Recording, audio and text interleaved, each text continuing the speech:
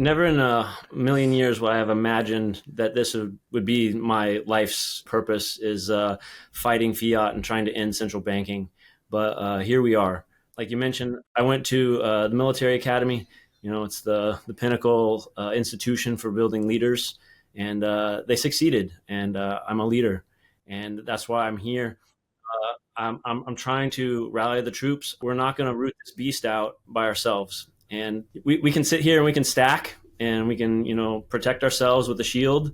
But at the end of the day, that's not going to save my kids. That's not going to save my unborn grandchildren. I want to deliver them a fiat-free future. I want to end this beast because it's like, I see it. I see it for what it is.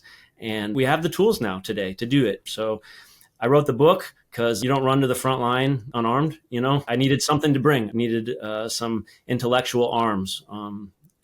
So that's what I forged that book, and I'm bringing it out, and I'm trying to spread the message and trying to arm people with the moral language so they can talk to each other.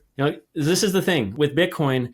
We're trying to sell water in the desert, and it takes a look in the mirror, and the fact that we have 1% adoption, it's just unacceptable to me to just brush it off as if like, oh, everyone else is just stupid. I'm an advocate for this. I'm selling the water in the desert, and I just results, leaders get results, leaders win, and I want to win. I don't want to just sit back here and say, oh, well, in a long enough time horizon, this is inevitable and it will happen. It's like, no, it's not inevitable. It's only inevitable if we actually make it happen. Like I can take a bronze sword and a steel sword, I can clash them together forever and ever. And I know that inevitably on a long enough time horizon, that steel sword will break that bronze one. But I don't have all day. I want to clean this up so my kids don't. And I don't know, that's why a roundabout way of saying, why I'm here and why we find ourselves talking. Because, you're a leader too. And you were here a lot longer than I am. Like I'm new to the battle. So I don't think I'm late. I got here as fast as I could. And I got fresh legs, so let's go. I love it. It gives me chills. Yeah, and that's the funny part about Bitcoin because it's not an IQ test, at least in my belief. It's a humility and ego test. And Max Kaiser's talked about this for a long time that Bitcoin breaks people. And it breaks you in many ways. I'm under the belief that, again, I won't exist 5 years from now, 10 years from now, like my podcast or whoever. Like there's going to be you that comes along. There's going to be, I met a submariner, a nuclear submariner a couple of weeks ago at one of the conferences I spoke to, Camp Nakamoto. These unbelievable people, unbelievable leaders, people are way smarter than I am that are going to come. And it's my belief that there'll be even more people that come that we attract that do an even better job than any of us did previously. And so that's the beauty of Bitcoin, but that breaks people's mind because there's the ego at play. What was that turning point for you where all of a sudden Bitcoin became this obvious thing that we needed to be on a crusade for? So I deployed twice, and, you being doing the sports stuff, like you understand what it's like to be on a team. And that's all the Army is just one big team. And that idea of like, doesn't really matter who scores the goal or who gets the assist. You just want to win. It's that collective effort. You just want to win. And that's what I took from the Army. So I actually want to be the dumbest person on the team, because if I'm the dumbest person on the team, that means I'm on a really good team, So it's just, I'm okay with that. That's how my personality works. And that's, I don't know how much of that was just my upbringing or just being in the Army. But like, I want the strongest people next to me because I know I'm giving it everything that I got. And I don't know. So that's kind of where this is just another team effort, and I can't do it alone. But anyway, so yeah, like I got out of the military basically for my family because, my wife and I spent the first 4 years of our marriage apart because I met her at West Point too. So 2 West Pointers. And, we finally got together, had our first kid, and it was like, we can't do that separation thing. Like, I'm not going to do that. Can't do that to this family. That's not the family we want to raise. So I got out and I studied philosophy at West Point. And I was like, I don't know what really to do. So I'll just use my GI Bill and I'll go get my master's. So I went and studied more philosophy. And it's just like, well, what are you going to do with a degree in philosophy? I don't know. It helps me process the world. It helps me process reality so I can guide my family and be a leader.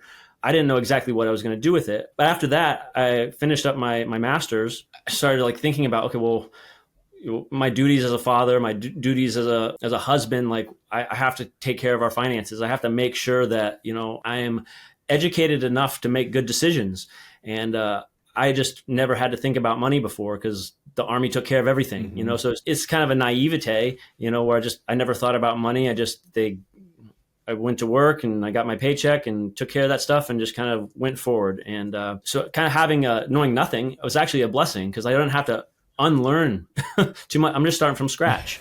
So it's like, I'm just looking at this with fresh eyes. I am a philosopher. I have a graduate degree. So it's like, I have a really rigorous framework to start processing problems through.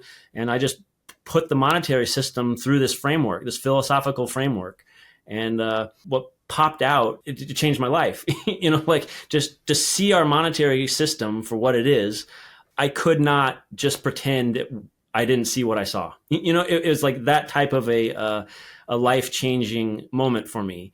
That realization that the structural mechanics of our monetary system, it's an instrument of extraction. It is coercive extraction, that it is morally slavery, not theft, not a tax, not murder. Applying my ethical background and like, how would Thomas Aquinas look at this and define this moral crime? Well, using that framework, this is slavery. And there's this disconnect between slavery is this thing that's like, oh, it's so bad. As Americans, we had to face that fact that we had slaves and we fought a civil war and we don't have it anymore. It's burned into our ethos that slavery is horrible. But yet then at the same time, we go through every day participating in the system as if nothing's happened, as if nothing's wrong. It's just normal. This is something that we have to get people to open their eyes to. I saw it. I couldn't look away. I'm not asking people to buy a theory. I'm not trying to convince them that I have some crazy idea. I'm just trying to say, open your eyes. Open your eyes. You are a human being, a rational creature. I'm treating you with dignity that I know is in your being. And that peer-to-peer kind of approach of like, brother, open your eyes. That's kind of the thrust of what I think we need. And that's the stuff that gets lost in all the economics and the macro and the charts. The charts are dead. They're stale. They're just data. It's not alive. It's not you. It's not your life. If I was walking down the street and I just shove some random person, I guarantee that they will not respond to me with the level of passivity that they do to the monetary system. I am aggressing upon you. You would do something about it. You know, every day, more money is getting injected into the economy. They're printing more money. Like every loan, everything, we're getting aggressed upon. They're hitting us with this hammer of debasement and we do nothing. They're not just hitting me. They're hitting my children. They're hitting the unborn. How is it that we do nothing? That's just a thing that I have hope that if people will open up and recognize what's happening to them, that they will take action if you help them along. I'm happy that we have Bitcoin because if I would have understood this before Bitcoin, maybe I would just been a doomer and I'd just say, hey, there's nothing that can be done. I can't do anything. We don't have a tool to combat this system. Well, luckily for me, I came to this awareness when we have a tool. We have that tool. It's not just that there's here's a problem. It's like we have a problem. We have the means to correct it. So let's go. That's the thing. It worked for me. I don't need a political savior. You're not just opting out of fiat. Like you're opting out of all the political garbage that is associated with it. Oh, what's Trump saying? I don't care. I literally don't care because I've opted out. I've protected myself. You can do that too.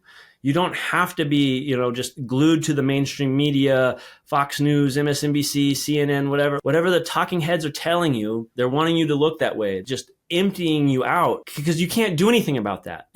As hard as I try, as much as I yell at the TV or shout at the clouds, like that doesn't do anything.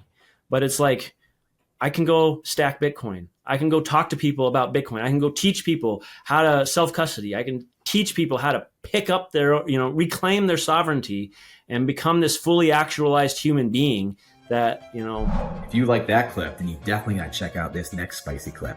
I think you're really going to like it. Come on, check it out. But if you want the full version, the full interview, then check that out over here. Come on, do it. I'll see you in there.